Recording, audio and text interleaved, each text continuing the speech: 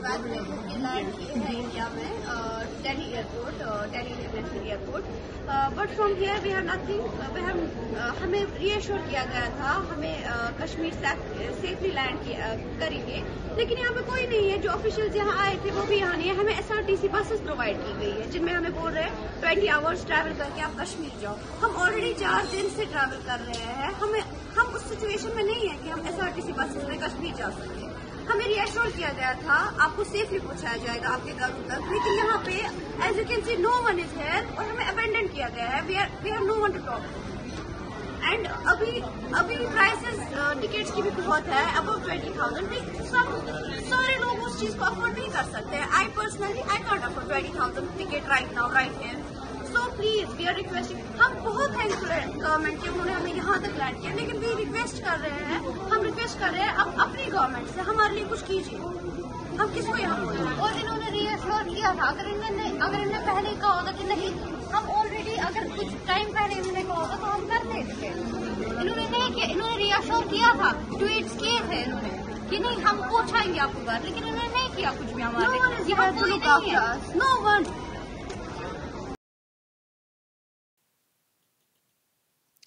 দর্শক শুনলেন,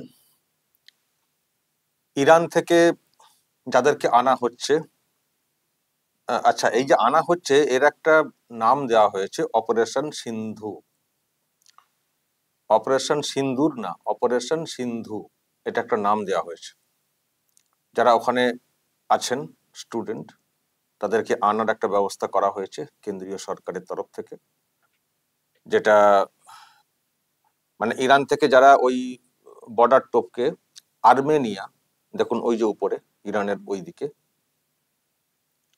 আর্মেনিয়াতে যারা যাচ্ছেন সেখান থেকে ফ্লাইটে করে দিল্লিতে আনা হচ্ছে। অপারেশন সিন্ধু বলে এটার নাম দেওয়া হয়েছে। এরকম সব নাম এর আগেও দেখেছেন আপনারা, অন্যান্য দেশ থেকে নিয়ে আসার ক্ষেত্রে একটা নাম দেওয়া হয়।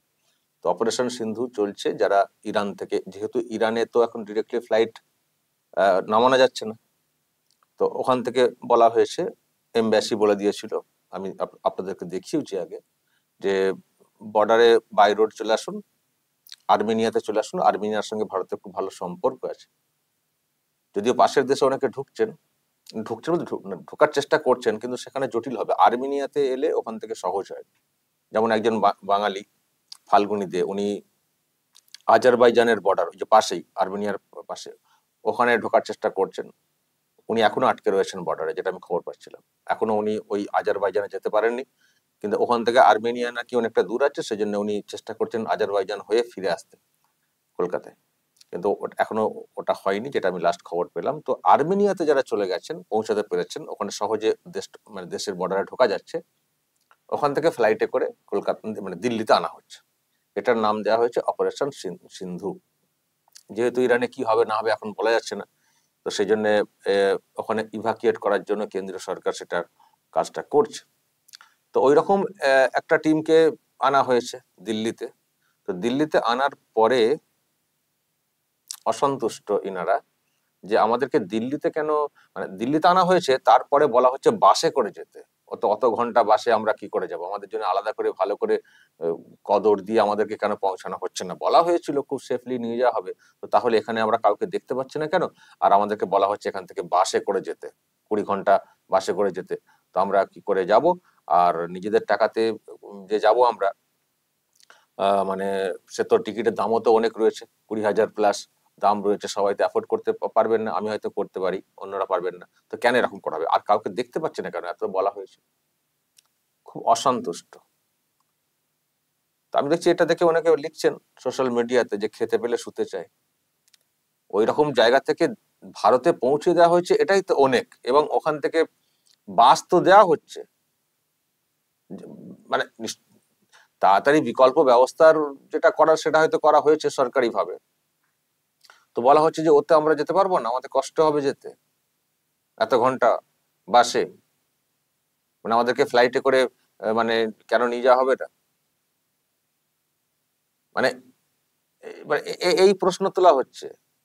ওখান থেকে আপনারা এসছেন, আনা হয়েছে এত দ্রুত, এটাই তো অনেক। যারা ফিরতে পারছে না তারা তো উৎকণ্ঠার মধ্যে রয়েছে, অনেকেই আছে উৎকণ্ঠার মধ্যে।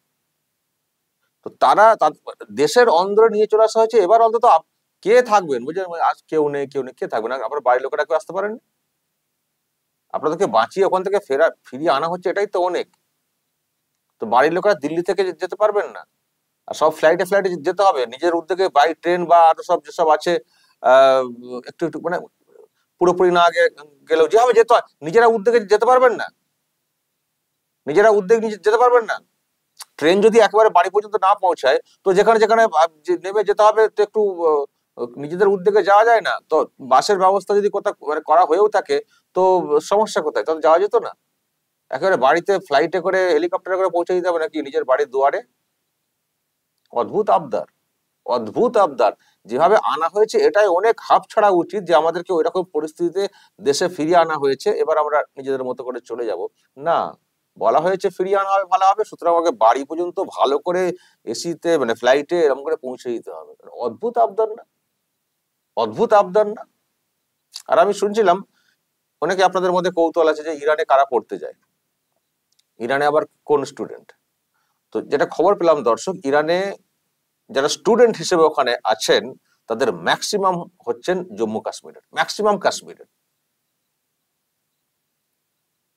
তো এই হচ্ছে অবস্থা দর্শক। ওনারা এসছেন, ওনাদেরকে আনা হয়েছে অপারেশন সিন্ধু এই সিস্টেমের মাধ্যমে, এই অপারেশনের মাধ্যমে। তো তাতে ওনারা খুশি নন, ওনাদেরকে একেবারে ফ্লাইটে করে আবার দিল্লি থেকে পৌঁছে দিতে হবে, বাড়ি বাড়ি পৌঁছে দিতে হবে সুন্দর করে, তবে ওনারা সন্তুষ্ট হবেন, তবে ওনারা সন্তুষ্ট হবেন। কে কে কে কে বলেছিল ইরানে পড়তে যেতে? আর কোনো জায়গা নেই পড়তে যাবার? ইরানে মানে ইরানে পড়তে যেতে হবে, কে বলেছিল? তো দর্শক, এই হচ্ছে ভিজুয়াল। যদি আপনাদের কিছু বলার থাকে এই নিয়ে, অবশ্যই বলবেন, কমেন্ট বক্সে নজর রাখবেন আরামবাগ টিভিতে।